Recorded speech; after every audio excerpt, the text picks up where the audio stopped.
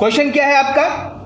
Mendeleev की आवर्त सारणी में क्या कमियां हैं? देखिए, आवर्त सारणी में वैज्ञानिकों ने बहुत सारे जो तत्व हैं उनको अध्ययन करने के लिए वैज्ञानिकों को बड़ी मुश्किल का सामना करना पड़ता था।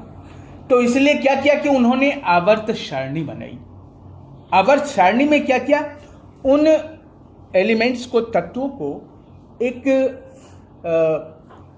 कई वर्गों में विभाजित करके और उनका एक टेबल बना दिया, जिससे कोई भी व्यक्ति या बालक है ना, जो तत्वों का अध्ययन करना चाहता है, वो उस गुणधर्म के आधार पर तत्वों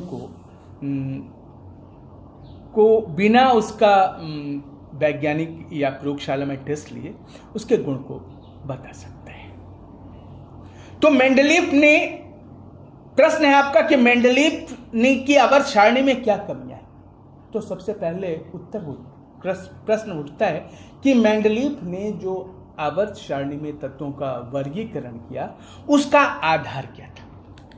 यह जानकारी जरूरी है कि उसने किस आधार पर तत्वों को बांटा। तो उसने बढ़ते हुए परमाणु भार के आधार पर तत्वों का वर्गीकरण किया। सबसे पहले छोटा परमाणु भार वाला, उसके बाद उससे बड़ा परमाणु भार वाला। तो इस तरीके से ये बढ़ते हुए परमाणु भार के हिसाब से उसने तत्वों का वर्गीकरण किया। अब बात आती है कि उसकी जो आवर्त सारणी जो बनाई उसने, उसमें क्या क्या कमियां थी। तो देखिए, पहली कमी है कि मेंडलीव की आवर्त सारणी में समस्थानिकों को उचित स्थान नहीं मिला। अब आप पूछोगे कि सर समस्थानिक क्या होता है? समस्थानिक वे तत्व होते एक ही परमाणु के, परमाणु एक ही है ना, परमाणु एक है और उनके परमाणु भार अलग अलग होते हैं।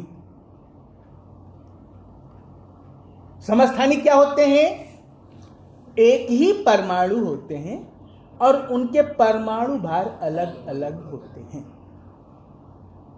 तो इसकी वजह से मेंडलीव की आवर्त सारणी में समस्थानिकों को उचित स्थान नहीं मिला। इसका मतलब क्या है? मैंने समझाने का प्रयास किया है कि मतलब एक ही तत्व जिनके परमाणु भार अलग अलग होते हैं, उन्हें उनके लिए आवर्त सारणी में कोई स्थान नहीं दिया। अब जैसे देखिए, उदाहरण के लिए देखिए, हाइड्रोजन के 3 समस्थानिक है। हाइड्रोजन का परमाणु क्रमांक, एटॉमिक नंबर है 1 और एक का है 1H1। इसको कहते हैं प्रोटियम, इसको कहते हैं प्रोटियम। 1H2 जिसका परमाणु भार 2 है, उसको कहते हैं ड्यूटेरियम और 1H3 इसको कहते हैं ट्रीटियम। तो मेंडलीव की आवर्त सारणी में इनका स्थान ही नहीं है। दूसरी कमी क्या थी?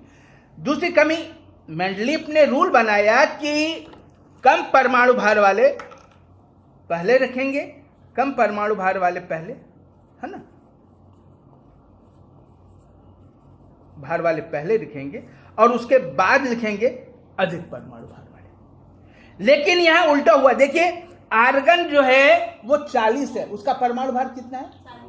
और पोटेशियम का परमाणु भार, तो रूल कहता है कि पहले ये होना चाहिए 39 और उसके बाद 40 वाला होना चाहिए। लेकिन आवर्त सारणी में ऐसा नहीं है। आवर्त सारणी में आर्गन पहले है, उसके बाद 39 है। तो ये क्या कहते हैं, आपके मेंडलीव की आवर्त सारणी की कमियां थी, है ना? समझ में आया आपको?